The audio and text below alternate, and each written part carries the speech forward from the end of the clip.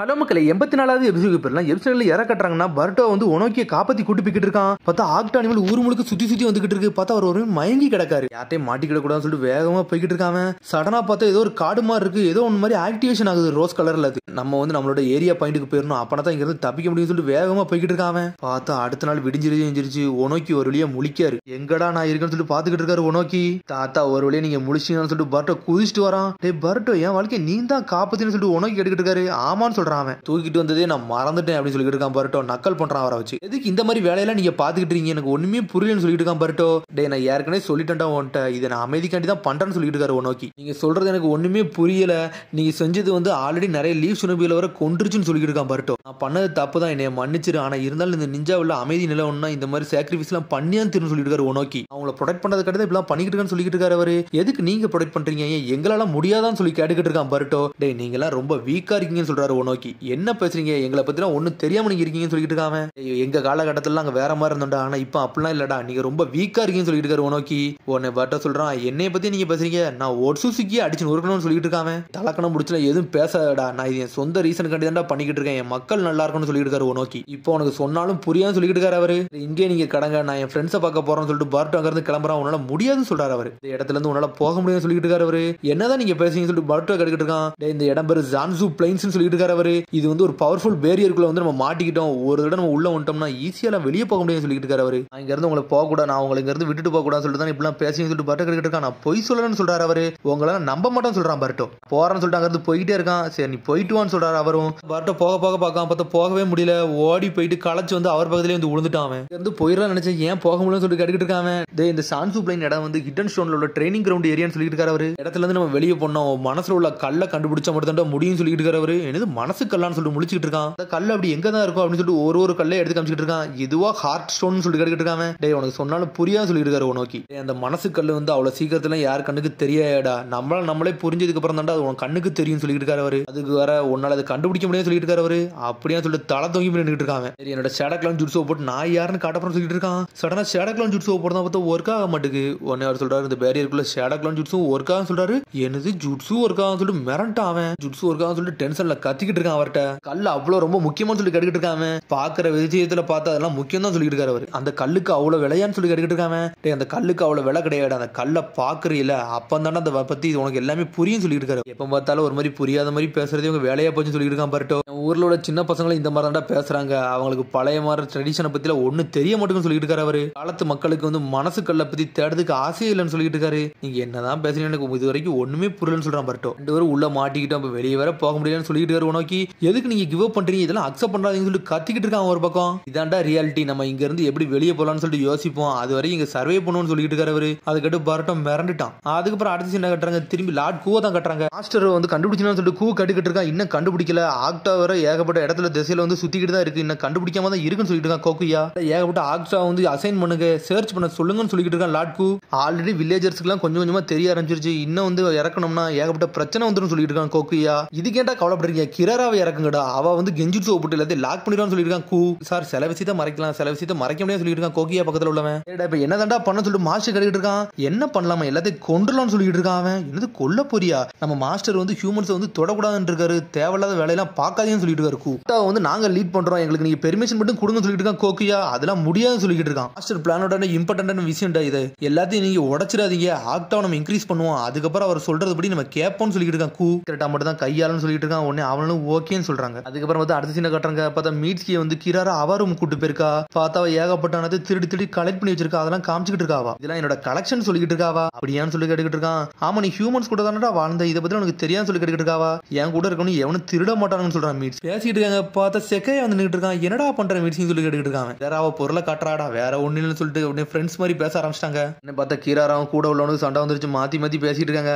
அதெல்லாம் முக்கியம் இல்ல, லாட்க்கு வந்து ஊருக்குள்ள என்ன மாதிரி இன்ஃபர்மேஷன் போய்கிட்டு இருக்கோ அதெல்லாம் கேதர் பண்ணிட்டு வர சொன்னாரு சொல்லிட்டு இருக்கான் அவன். மீட்சி சொல்லிட்டு இருக்கான், நேத்துல இருந்து ஏதோ சரியில்லாத மாதிரி இருக்கு, எது விஷயமான்னு சொல்லி மீட்சி கேட்டுக்கிட்டு இருக்கான். என்ன கேள்விப்பட்டோம்னா ஹிடன் லீஃப் ஷினோபி வந்து உன்னை தேடி வந்திருக்காங்கன்னு கேள்விப்பட்டேன், அதான் விஷயம் நினைக்கிறேன்னு சொல்லிட்டு இருக்காங்க. லாட்க்கு வந்து அவங்கள சேஸ் பண்ணி தான் பேருக்காருன்னு சொல்லிட்டு இருக்காங்க. சரி நான் லாட்க்கு எப்ப தான் மீட் பண்ணுவோம்னு சொல்லி மீட்சி கேட்டுக்கிட்டு இருக்கான். டே அவர் பிஸியா இருக்காரு, கொஞ்சம் வெயிட் பண்ணுன்னு சொல்லிட்டு இருக்காங்க. சரி நான் வெயிட் பண்றேன்னு சொல்றேன் மீட்ஸ்கியும். அதுக்கப்புறம் பார்த்தா ஈனஜின் கட்டுறாங்க. பார்த்தா ஒவ்வொரு படத்தையும் வரைஞ்சு சின்ன ஆக்டாட்டா காமிச்சிட்டு இருக்கான். இதுதான் சிக்கடாயின்னு சொல்லிட்டு இருக்காங்க. பார்த்தா ஒவ்வொரு படத்தையும் இதெல்லாம் நம்ம ஃப்ரெண்ட்ஸ் காட்டுறான். பார்த்தா சோச்சோவை கட்டுறான். பார்த்தா சோச்சோன்னு சொல்ல மாட்டேங்குது. சரி சப்பின்னு சப்பின்னு சொல்லுன்னு சொல்லிட்டு இருக்காங்க. உடனே அதுவும் சப்பின்னு சொல்ல ஆரம்பிச்சிட்டு பார்த்தா இவங்க எல்லாம் பாத்துட்டு இருக்காங்க. சடனா ஒரு சத்தம் வருது. யாரும் சொல்லி ஈனோஜன் திரும்புறான். பார்த்தா சோச்சம் சாடா வந்து நின்றுட்டு இருக்காங்க. என்னடா நீ ஏன்டா சோர்ந்து போய் வந்திருக்கீங்கன்னு சொல்லி ஈனோஜன் கேட்டுக்கிட்டு இருக்கான். உடனே சாடா சொல்றா, ஊரை சுத்தி ஏகப்பட்ட ஆக்டா இருக்கு, அதான் பெரிய பிரச்சனை சொல்லிட்டு இருக்காவா. பர்ட்டோ சிக்கடை எங்க போனாங்கன்னு சொல்லி கேட்டுக்கிட்டு இருக்காங்க. பர்ட்டோ சிக்கடை வரலையா அப்படின்னு சொல்லிட்டு தலை தூங்கி நின்றுட்டு இருக்கா. அதுக்கப்புறம் பார்த்தா அக்கூன்னு அப்படியே வந்து சோச்சவே பாத்துக்கிட்டு இருக்கு. சொல்றா, இப்போதைக்கு நம்ம எதுவுமே மூவ் பண்ணிடக்கூடாது, கொஞ்சம் பொறுமையா இருப்போம், அவங்க வரது வர வெயிட் பண்ணணும்னு சொல்லிட்டு இருக்கா. சாரடா என்னால மூவ் பண்ண வர முடியலன்னு சொல்லிட்டு இருக்கா சோச்சோ.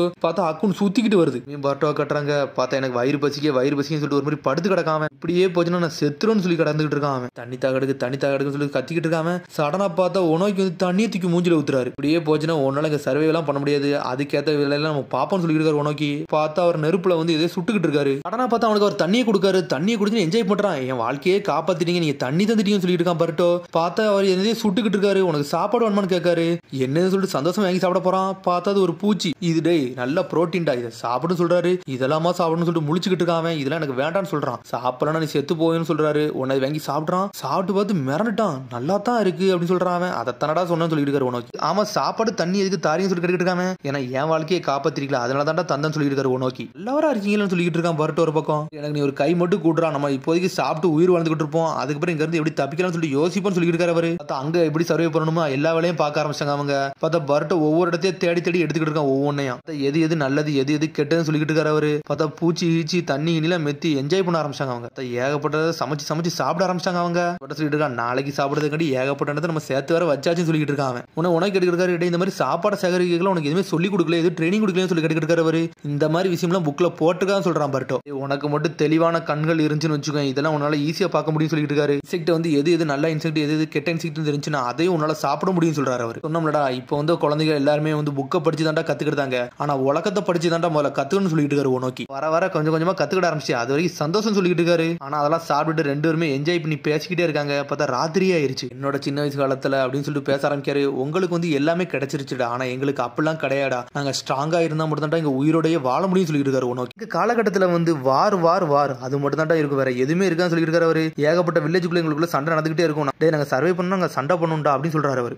சண்டை போட்டு நாங்க அந்த அளவுக்கு ஸ்ட்ராங்கானு சொல்லிட்டு இருக்காரு அவர். இந்த காலத்தோட அந்த போர் காலம் வந்து ரொம்ப நல்லா இருந்துச்சு சொல்ல வரீங்கன்னு சொல்லிட்டு பர்ட்டோ கேட்டுக்கிட்டு இருக்கான். டே நான் அப்படி சொல்ல வரல அப்படின்னு சொல்றாரு அவர். ஏகப்பட்ட போரை பார்த்து என் வாழ்க்கையே கொஞ்சம் மாறிடுச்சுன்னு சொல்லிட்டு இருக்காரு. உனக்கு இந்த காலத்துல அப்படி கிடையாடா, நீங்க எந்த ட்ரைனிங்குமே எடுக்காம இருக்கீங்க, காகுயா மாதிரி ஒரு எனிமிலாம் வந்து அவங்களால நிக்க கூட முடியாதுன்னு சொல்லிட்டு இருக்காரு அவரு. அவள மாதிரி ஒருத்தவங்க கூட சண்டை போட்டனாலதான் உங்கள்ட்ட இவ்வளவு சொல்றேன்னு சொல்லிட்டு இருக்காரு அவர். ஆனா இப்போ சினவிகள் வந்து ரொம்ப வீக்கா இருக்கனால இந்த மாதிரி ஃபேஸ் பண்ண முடியாம இருக்கீங்க பாத்தீங்களா, அதனால தான் நான் கூங்க ஒரு ஆளையை நான் கிரியேட் பண்ணன்னு சொல்லிட்டு இருக்காரு அவர். கூவை பத்தி யோசிச்சு பார்க்கான். உடனே பர்ட்டோ கேட்கான், வந்தவன் உங்களை அப்பான்னு சொன்னானே, எதுக்கு அப்பான்னு சொன்னான்னு சொல்லிட்டு பர்ட்டோ கேட்டுக்கிட்டு இருக்கான். கூ வந்து என்னோட செல்லுல இருந்தாண்டா அவனை கிரியேட் பண்ணப்பட்டது, அவன் ஒரு சிந்தட்டிக் ஹியூமன் சொல்லிட்டு இருக்காரு. அதை கேட்டு பர்ட்டோ மிரளுதான். சர்ப்ரைஸ் ஆகிறதுக்கு ஒண்ணுமே கிடையாது, ஒன் டீம்லயுமே ஒருத்தன் இருக்கத்தானடா செய்யறான் எல்லாத்தையும் மாதிரி சொல்லிட்டு இருக்காங்க. பார்த்தா ஒராச்சு மாதிரி பையன் மீட்ஸ்கியை பத்தி தான் பேசிக்கிட்டு இருக்காங்க. டெக்னாலஜி வளர வந்து எல்லாமே ஒர்க் அவுட் ஆயிருச்சுடா, ஆனா மீட்ஸ்கி வந்து ஹெல்ப் வந்து எங்களுக்கு ரொம்ப தேவைப்பட்டுச்சு, ஏன்னா அவன் ஒரு பெர்ஃபெக்ட் ஹியூமன் மாதிரி வாழ்றான்னு சொல்லிட்டு, அதனால தான் நான் அவனை இன்வைட்டே பண்ணு சொல்லிட்டு இருக்காரு. உனக்கு பிளான் மட்டும் சக்சஸ் ஆச்சுன்னு வச்சுக்கேன், கூ வந்து உங்க இடத்துல நின்று சண்டை போடுவான்டா, அந்த உலகத்தை காப்பாத்துவான்டா, அவன் ப்ரொடெக்ட் பண்றதுக்கு ஒரு ஆளா நிப்பான்னு சொல்லிட்டு இருக்காரு. உனக்கு அப்புறம் எந்த குழந்தைய வாழ்க்கையுமே போக கூடாது, அதுக்காண்டி தான் நான் போராட்டம் சொல்லிட்டு இருக்காரு. உனக்கு ஃபைனல் ஸ்டேஜ் நோக்கி போய்கிட்டு இருக்கேன், இதை கண்டிப்பா வெற்றிகரமா நான் முடிக்காம விட மாட்டேன்னு சொல்லிட்டு இருக்காரு. உனக்கு